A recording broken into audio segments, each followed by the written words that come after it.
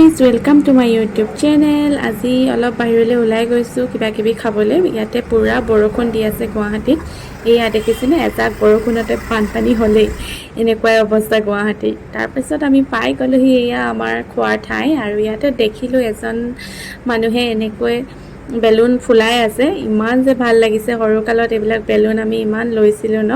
আৰু তাৰপাছত অলপ আজি কৰ্ণ খাইছোঁ, বতৰটো অকণমান ঠাণ্ডা আৰু অকণমান ভাবিলোঁ হেল্ডি খাওঁ, সেইকাৰণে কৰ্ণকে ল'লোঁ খাবলৈ।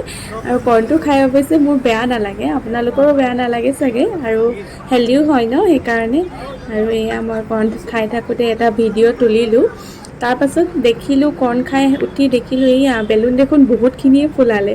তাকে বোলো আকৌ এটা ভিডিঅ' লওঁ, আপোনালোককো দেখাওঁ, আৰু মই নিজেও এটা অকণমান ভিডিঅ' উঠিলোঁ এইদৰে।